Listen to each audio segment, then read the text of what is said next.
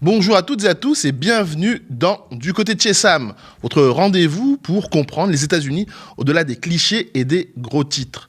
Donald Trump semble être à un tournant entre guerre avec l'Iran, accusation de déclin mental, offensive judiciaire tous azimuts et économie sous pression.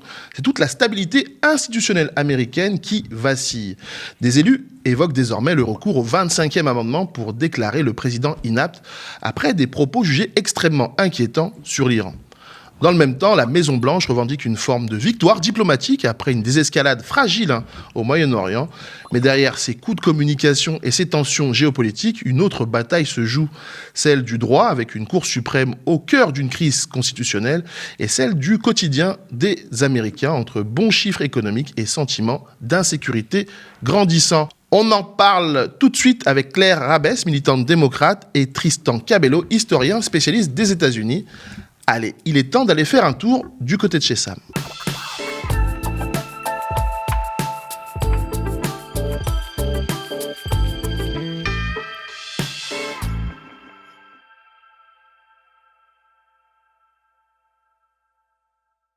Bonjour Claire, ravi de te retrouver. Ça faisait un petit moment que tu n'étais pas venu, enfin, en tout cas lors de la dernière émission tu n'étais pas là. Ravi de te retrouver. Et bonjour Tristan, qui est encore avec nous sur le plateau actuellement. Peut-être dans quelques temps, on parlera avec toi en visio. Ouais. Et à ma place, bientôt, il y aura Irving qui reviendra s'occuper de cette émission que je lui ai empruntée pendant quelques numéros. Donc ravi de démarrer ça avec vous. Et on va commencer tout de suite par l'actualité chaude et brûlante du moment concernant donc Donald Trump et l'Iran. Donald Trump, donc finalement, a un cessez-le-feu de 15 jours. Donald Trump parle d'une victoire pour lui. Comment vous analysez ça ? Je vais commencer avec toi, Claire. Cette attaque, en tout cas, de Trump envers l'Iran, je rappelle qu'il avait quand même dit qu'il va anéantir une civilisation. C'est ultra violent. Finalement, un cessez-le-feu a été trouvé et Donald Trump parle d'une victoire. Oui, et il parle d'une victoire, mais l'Iran aussi parle d'une victoire. Et quand on a déjà deux discours aussi contradictoires l'un de l'autre, c'est compliqué de savoir où est vraiment la vérité.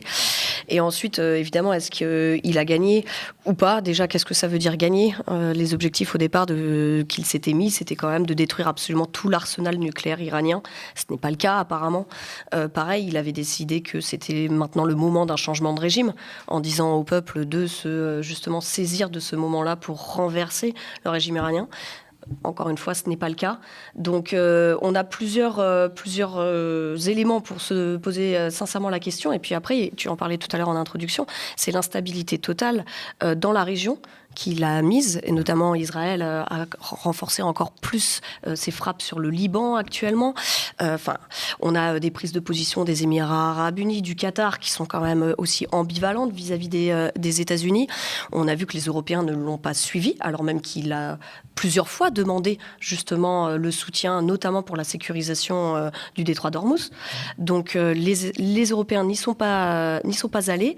Et aujourd'hui, d'ailleurs, dans ce deal, c'est bien la réouverture du détroit d'Ormuz qui est au cœur des négociations et du cessez-le-feu. Et donc, en fait, ça veut dire là-dessus, il ne l'avait pas vu dans la durée. Apparemment, en tout cas, l'administration américaine n'avait pas prévu ne pas réussir à se sortir de cette ornière et donc de la mainmise réelle du régime iranien sur le détroit. Et donc, en approvisionnement, évidemment, en énergie et en pétrole principalement. Donc, est-ce qu'il a gagné ? C'est quand même difficile à dire. En tout cas, clairement, il n'a pas gagné de façon aussi nette qu'annoncée et de façon aussi nette que souhaitée de sa part. Et je crois que au-delà des déclarations de Trump, les déclarations très brutales et manichéennes d'un Pete Hegseth, par exemple, le secrétaire d'État à la guerre, sont assez éclairantes. C'est-à-dire qu'effectivement, ils n'arrivent pas à donner de critères objectifs sur pourquoi ils auraient gagné cette guerre. Il y a justement cette guerre, cette victoire, tout est relatif, c'est quand même lui qui l'a créé, c'est comme s'il créait une crise pour ensuite s'approprier une victoire qui n'existe pas réellement. T'en penses quoi, toi, Tristan ? Ouais, moi je crois que c'est une énorme défaite pour Donald Trump. Je crois que la situation est bien pire pour lui et bien pire pour les États-Unis qu'avant qu'il ne commence cette guerre. Moi je pense que c'est une grande victoire pour l'Iran. Lorsque tu vois les 10 points qui sont mis sur la table quand même pour pour cette désescalade. Enfin, c'est incroyable. C'est Donald Trump et les États-Unis perdent sur tous les tableaux. Il va y avoir maintenant des taxes pour passer le détroit. Les Iraniens vont continuer leur plan sur l'uranium. Donc en fait, c'est tous ces points que Donald Trump voulait combattre, voilà, c'était ça en fait l'objectif de Guérin, c'était arrêter l'enrichissement d'uranium, etc. Bon, en fait, il perd sur tous les tableaux, hein, mais bien sûr, il clame victoire, comme il le fait toujours. Or là, c'est une énorme défaite pour les États-Unis. Moi, je crois que c'est même une défaite qui est bien pire que la défaite du Vietnam, par exemple. C'est tout à fait historique ce qui se passe ici. Il y a quand même un pays du Sud global qui résiste de manière très franche à l'impérialisme américain. C'est quand même énorme ce qui s'est passé. Surtout que l'on voit, et puis ça nous apprend quand même quelque chose, hein, c'est que l'armée iranienne, elle n'arrive pas à la cheville de l'armée américaine, en termes de quantitatif, bien évidemment. Hein. On voit que l'armée américaine, ils ont tout. Ils ont l'IA, ils ont plein de choses. Et que tout ça remplace pas un peu de stratégie. Tu vois. Or, les Iraniens, ils étaient stratégiques dans cette guerre. Ils se préparaient à cette guerre depuis des décennies et ils l'ont bien menée. Alors, quoi qu'on puisse penser, bien évidemment, du régime iranien, mais là, j'ai envie de dire, c'est pas notre affaire, c'est pas l'affaire des États-Unis d'aller changer le régime iranien, ni d'ailleurs l'affaire de la France. Alors, bon. Le côté réjouissant, c'est qu'il y a quand même un État du Sud global qui résiste à l'impérialisme américain. Et le côté réjouissant pour nous, moi, ce que j'ai envie de dire, c'est que c'est toujours dans ces moments où l'empire américain se délite, ou en tout cas s'affaiblit, qu'il y a des grands mouvements sociaux qui naissent, j'ai envie de dire, dans la métropole de l'empire. Hein. C'est-à-dire, dans les pays occidentaux, aux États-Unis, etc. On l'a bien vu lorsque l'empire se délite après la guerre du Vietnam. C'est là qu'il y a tous les grands mouvements sociaux américains, le mouvement féministe, le mouvement des travailleurs, le mouvement gay, etc., qui se lèvent dans les années 70 aux États-Unis.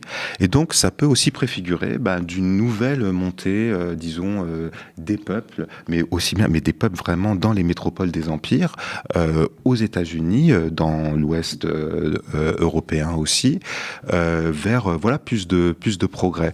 Donc, il y a quand même quelque chose d'assez, je pense, positif là, au fait que cet impérialisme se délite, s'affaiblisse, puisque cet impérialisme, il oppresse des gens, bien évidemment, en dehors des frontières des États-Unis, mais aussi, surtout, à l'intérieur de ses propres frontières. Donald Trump a montré, enfin c'est pas la première fois, mais une manière de totalement déshumaniser une partie du monde, en tout cas justement les Iraniens. C'est un peu cette méthode brutale qui peut actuellement peut-être lui faire perdre le soutien de beaucoup de monde aux États-Unis. Est-ce que sa manière de fonctionner, sa manière d'être, sa manière de commenter en tout cas l'actualité peut justement lui faire perdre des soutiens ? Alors, pas forcément des soutiens, mais ça peut éviter à une certaine partie de la population d'aller vers lui, notamment les indépendants. Très clairement, les voteurs, les électeurs qui sont enregistrés en tant qu'indépendants. La base MAGA, non, elle va pas sans ses principaux soutiens, s'en aller parce qu'il est trop violent. C'est un discours qui est souvent mis en avant. Pete Hegseth, encore une fois, l'utilise beaucoup. Il y a ce masculinisme extrêmement présent dans l'administration Trump, porté par lui-même, mais aussi par justement ses lieutenants. Donc ce vocabulaire extrêmement belliqueux, il sert Donald Trump parce que c'est une vision assez binaire du monde. Et peut-être pour revenir sur ce que tu disais tout à l'heure, en fait, là où il est affaibli, c'est que son discours n'est absolument pas clair. C'est lui-même, en fait, aussi qui met l'Iran dans cette disposition de pouvoir enrichir son uranium beaucoup plus rapidement quand il sort de l'accord qui avait été trouvé par l'ensemble des puissances en 2015. Donc, en fait, c'est Donald Trump qui sort les États-Unis de cet accord et qui permet, du coup, à l'Iran de ne plus avoir cette réglementation et ce cadre juridique s'appliquant à l'enrichissement d'uranium. Donc, en fait, il crée une situation sur laquelle, évidemment, ensuite il rebondit. La guerre, très clairement, elle a été pensée autant par le camp démocrate que par le camp républicain. Donald Trump, ce qu'il a fait, c'est qu'il a passé le cap, justement, en se croyant tout puissant. Et c'est finalement un peu un parallèle au niveau de l'impérialisme dont tu parlais, un petit peu ce que pensait la Russie vis-à-vis de l'Ukraine. C'est-à-dire que finalement, on a soi-disant des armées qui sont capables de tout détruire sur leur passage. Et finalement, c'est de la résistance certes d'un régime qui est en déliquescence, mais qui tient quand même, et justement un peuple qui ne s'est pas rebellé contre son propre régime. Donc il est affaibli, on l'a bien vu même dans le camp, pour le coup, là, MAGA, parce que son discours n'est pas clair, et il a essayé justement, il est vraiment allé les chercher, il y a un nombre incalculable de textos, d'emails qui sont partis à la base MAGA, pour expliquer le pourquoi de la guerre, parce que normalement, on ne fait plus de guerre, il l'a répété pendant tout le long de la campagne, pas de guerre pour changer de régime, ce n'est pas l'affaire des États-Unis. America First, on se concentre sur nous et on ne fait pas de guerre qu'on risque de perdre. Bon, force est de constater que finalement, là, on est vraiment dans le feu de l'action et que cette guerre, même si le discours est de l'avoir gagnée, c'est clairement un sentiment quand même très inégal au sein des États-Unis sur l'Iran. Tu voulais ajouter quelque chose ? Sur le... Justement, en fait, parce que là, il y a des élus républicains, mais surtout démocrates d'ailleurs, qui jugent Trump inapte et qui souhaitent sa destitution. Ils invoquent le 25e amendement. Est-ce que, selon toi, il est possible que Trump soit destitué ? Bon, alors non. Et donc le 25e amendement, c'est un processus qui est vraiment très compliqué, mais qui demande aussi beaucoup de requirements, quoi. Il faut quand même qu'il y ait le vice-président, la moitié du cabinet, je crois, et les 3/4 de la Chambre qui votent dans la même direction. Autant te dire que ça n'arrivera jamais. Hein. Tout peut arriver, mais bon, en tout cas pas tout de suite. Et moi, je pense aussi que d'aller dans cette direction de dire de psychologiser Trump, tu vois, c'est quand même assez dangereux pour le combattre. Parce que moi, je trouve qu'il est pas si fou que ça. C'est juste un suprémaciste, quoi. Et il agit comme un suprémaciste, c'est-à-dire il se croit vraiment tout permis, aussi bien aux États-Unis que en dehors des États-Unis. Et donc il agit comme ça. Et cette histoire d'être fou, tu sais, ça c'est une histoire quand même qui remonte à très très loin, puisqu'en 2016, les démocrates l'ont toujours utilisé contre lui. Hein. En 2016, tu avais Hillary Clinton qui avait dit dans sa stratégie de conquête des primaires, elle avait dit, ça s'appelle la Pete Piper Strategy, tout le monde peut googler ça sur Internet, qu'il était fou. Et que donc il fallait vraiment pas l'attaquer beaucoup pendant la campagne, parce qu'il fallait le laisser monter pour que ça soit vraiment l'ennemi ou l'adversaire rêvé, puisqu'elle se disait qu'elle allait gagner haut la main contre lui, puisque lui était fou et que tout le monde allait le voir. Bon, on voit comment ça s'est fini. Moi, je crois qu'il faut combattre Donald Trump, alors surtout pas sur la personnalité, tu vois. Ça sert à rien, puisque de toute façon sa base l'adore. Il faut combattre Donald, même en disant c'est l'extrême droite. C'est vrai que c'est l'extrême droite, tu vois, mais c'est pas en disant ça qu'on va faire voter les gens pour le camp adverse. Il faut proposer quelque chose de totalement différent. Et là, le camp démocrate, comme d'habitude, ou encore maintenant, est assez endormi, finalement, et propose pas quelque chose qui puisse mener le peuple américain de l'avant. Claire, sur cette volonté pour certains de rendre Trump inapte, ou en tout cas on le considérait comme fou, justement, Tristan disait il ne faut pas peut-être trop psychologiser Trump. Qu'est-ce que tu en penses? Et justement, en tant que démocrate, tu penses quoi de tout ça? Moi, je suis d'accord, je vais faire peut-être un parallèle un petit peu compliqué, mais c'est comme quand on dit des femmes, et souvent des femmes au pouvoir, qu'elles sont toutes folles. Sincèrement, il est vrai que en fait, c'est un argument par le bas. Si on y arrive par là, écoutez, pourquoi pas. Mais je n'y crois pas effectivement sur l'aboutissement de cette procédure. Mais deuxièmement, effectivement, il faut faire attention surtout à ce qu'il porte. Il porte un projet de société. Voilà. On va en parler là, mais il y a plein de sujets actuellement aux États-Unis. Donc la guerre en Iran, quand il dit détruire effectivement une civilisation entière, on parle quand même d'une civilisation en plus extrêmement, avec une grande histoire, un grand rôle. Surtout dans la région, bien évidemment. Donc, on est absolument dans un délire d'impérialisme, effectivement, de suprémacistes blancs, qui l'essayent autant au sein de ses frontières qu'en dehors de ses frontières de mettre en place. Et on le voit avec la citoyenneté de naissance dont on va parler. Justement, parlons-en. Qu'est-ce qui se passe justement aux États-Unis concernant justement tout ce qui est crise constitutionnelle? Est-ce qu'on est face à un état de droit classique ou on est dans une hyper-présidentialisation du système et justement cette histoire de citoyenneté de naissance? Alors oui, pour répondre peut-être il y a 2 questions. Oui.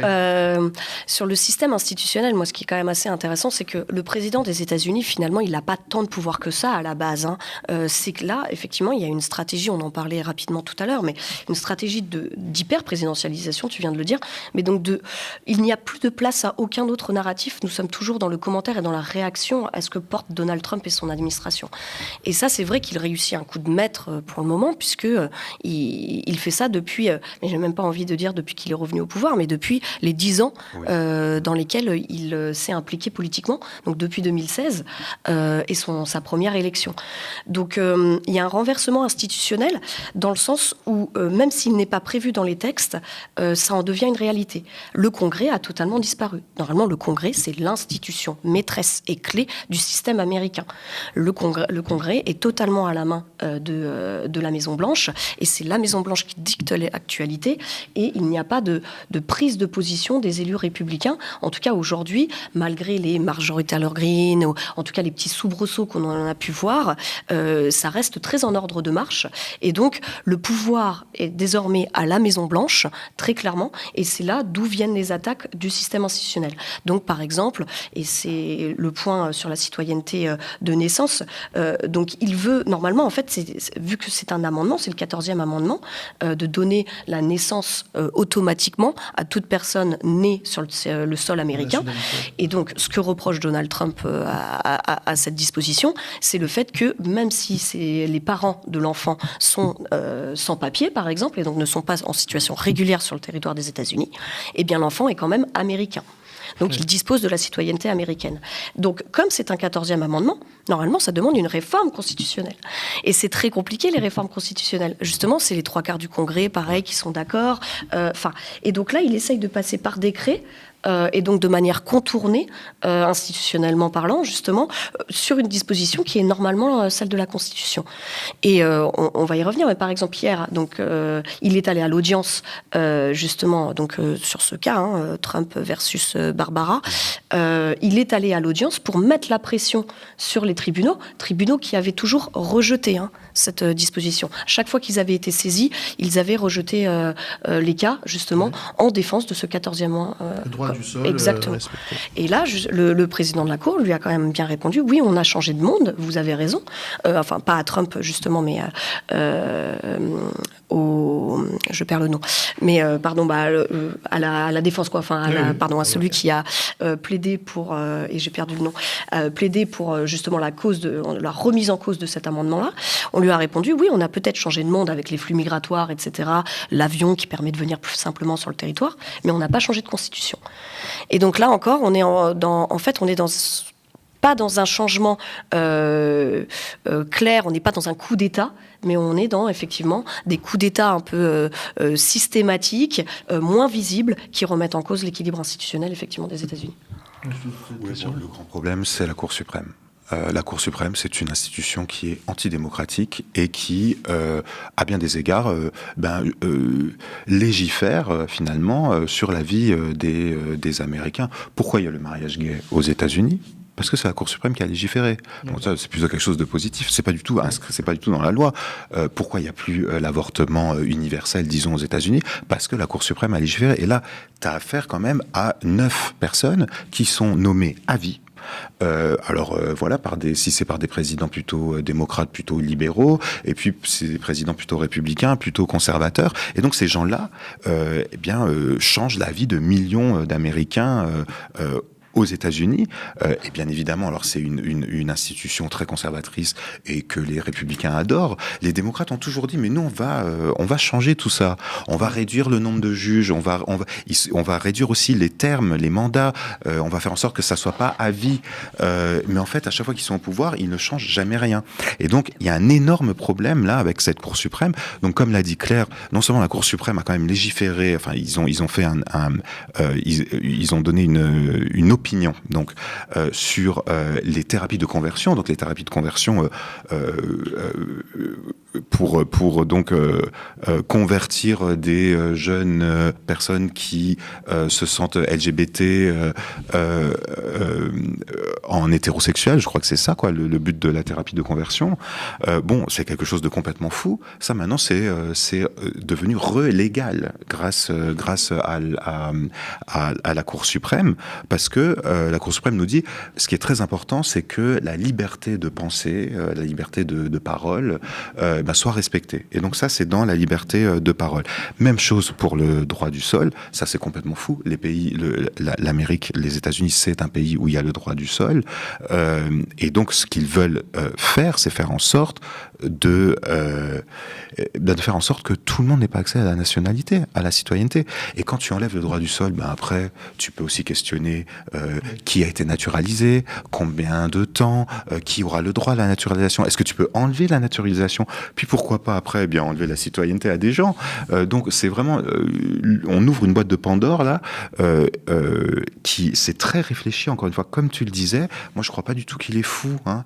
C'est un programme qui est très réfléchi, c'est un programme d'extrême droite très bien construit, suprémaciste, pour rétablir comme si elle était comme si elle n'était jamais partie, mais bon, la suprématie blanche aux États-Unis, c'est ça qu'ils veulent faire, et c'est ça le centre de son idéologie, et c'est ça qui est au centre aussi de ses décisions à la Cour suprême. Parce que là, actuellement, la Cour suprême, la majorité des juges sont plus républicains que démocrates, c'est ça? Sont plutôt conservateurs, oui. Ils ont été nommés par Donald Trump, effectivement, et on a eu pas mal de nominations, justement, personnelles de Donald Trump. Ouais. Et le fait qu'il soit lui-même présent à une audience, ça se fait... est-ce qu'il y a des cas avant lui de présidents qui viennent sur des affaires comme celle-ci à l'audience? On n'avait jamais vu ça. Ouais. C'est-à-dire, et là c'est quand même une audience de la Cour suprême, c'est-à-dire on n'avait jamais vu ça. Donc ça aussi... Je rappelle sur une affaire de droit du sol, et il est venu témoigner. Non, il n'est pas venu témoigner, mais il est venu dans l'audience, dans le public. Il n'a pas le droit de prendre la parole. Il était présent. Mais il était là. Mais ça s'est jamais fait, encore une fois. Mais c'est pour essayer, d'impressionner les gens qui sont en charge de prendre cette décision. Et ça, encore une fois, vraiment, ça s'était jamais vu. Et puis, il faut quand même savoir que, il y a une séparation des pouvoirs, techniquement, aux États-Unis.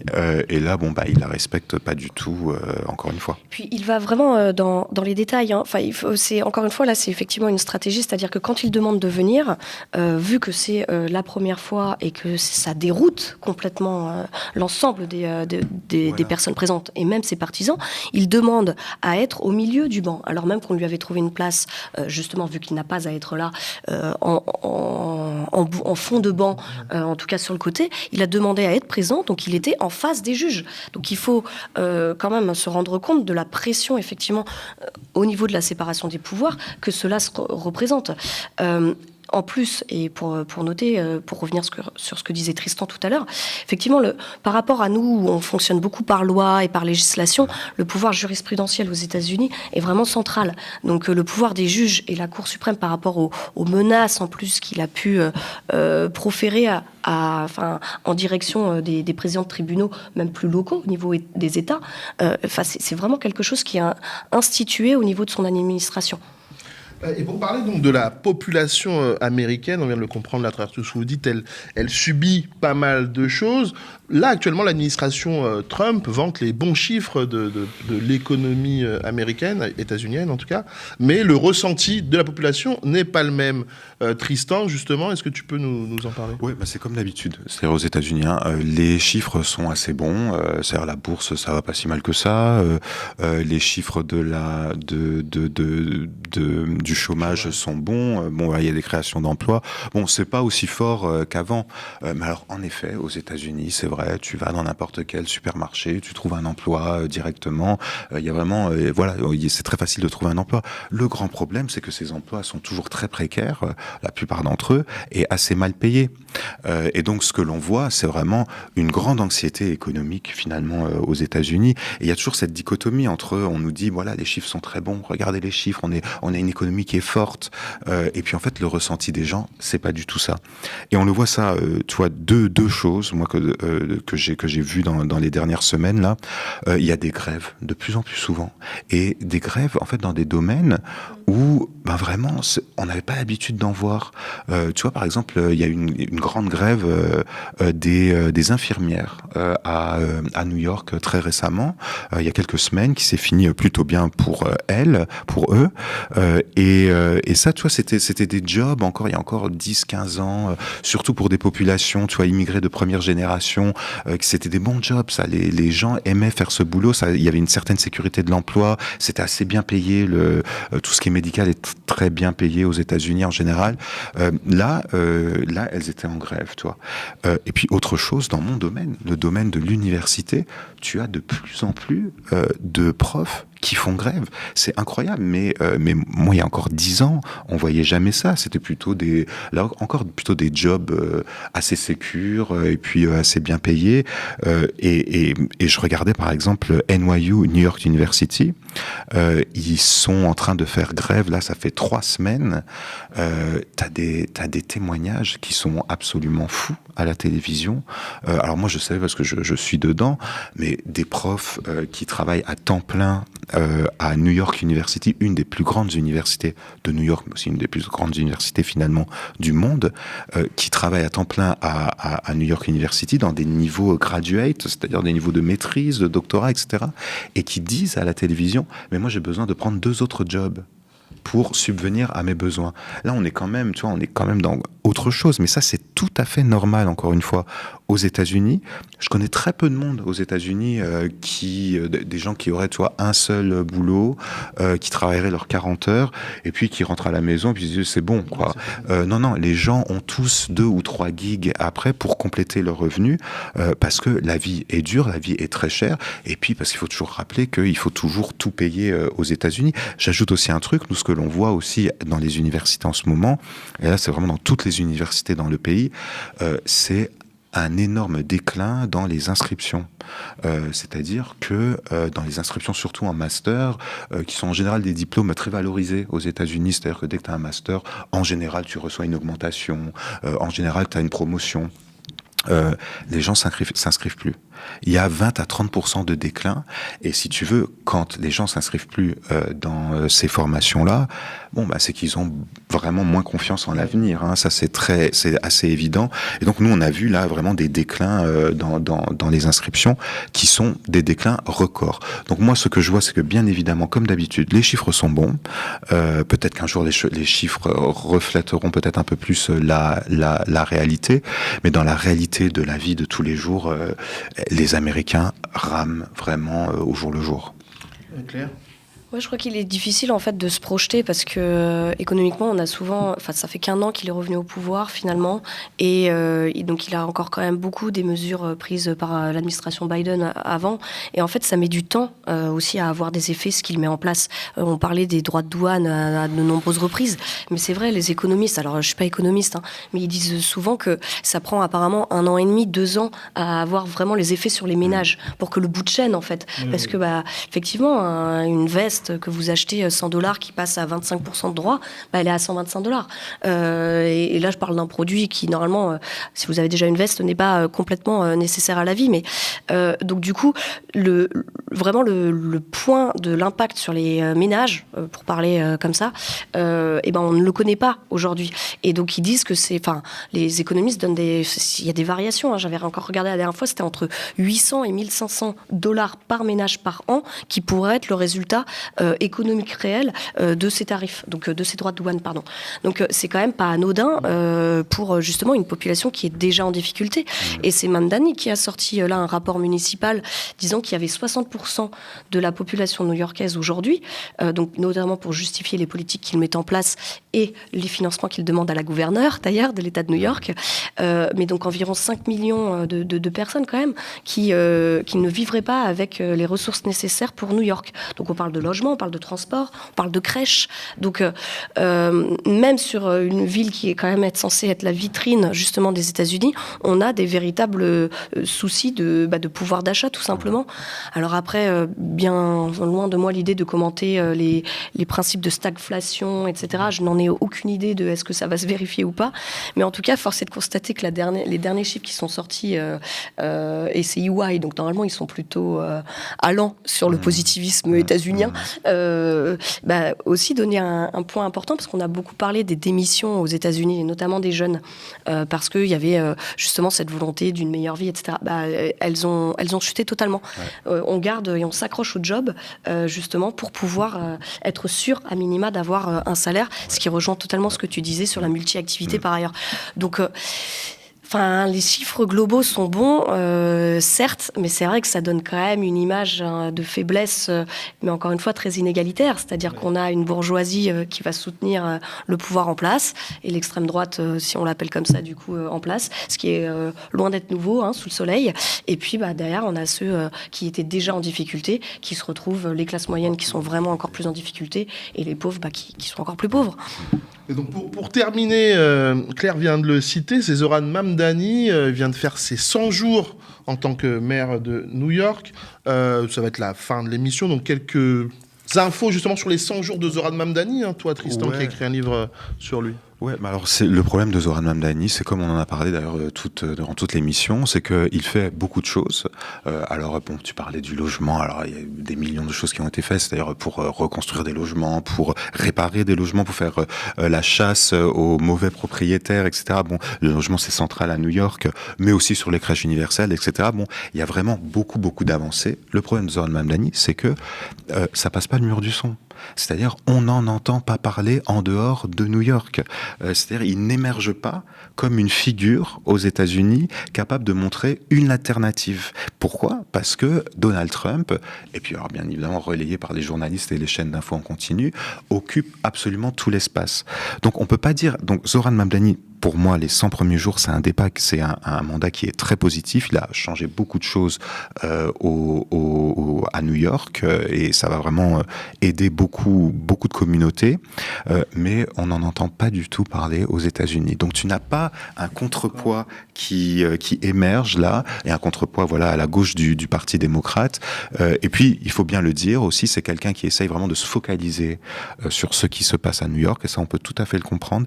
C'est quelqu'un qui ne prend pas encore sa pleine place dans l'échiquier politique national. Tu vois, par exemple, juste hier, il a fait une grande interview à Politico. On lui a dit, mais pour 2028, vous pensez que Kamala Harris doit se représenter ? Et je te promets, il rigole et on voit qu'il est un peu pris de court. On voit qu'il n'y a pas vraiment pensé et il dit... Écoutez, moi je suis pas du tout là-dedans, j'y pense pas du tout. Peut-être que c'est bien, peut-être que c'est pas bien. Je vous donnerai mon avis en 2027. Donc tu vois, il est un peu déconnecté de la scène nationale et il a quand même un peu de mal à se faire entendre dans les médias et à faire la publicité de ce qu'il fait. Merci à tous les deux pour ce numéro du côté de chez Sam. On se retrouve dans 2 semaines. Normalement, ce sera Irving Magie qui sera avec vous. Toi, Tristan, tu seras certainement en visio et Claire en plateau. Merci à vous de nous avoir suivis. N'hésitez pas à nous soutenir sur soutenez.lemediatv.fr. En attendant, je vous laisse avec la suite des programmes du Média.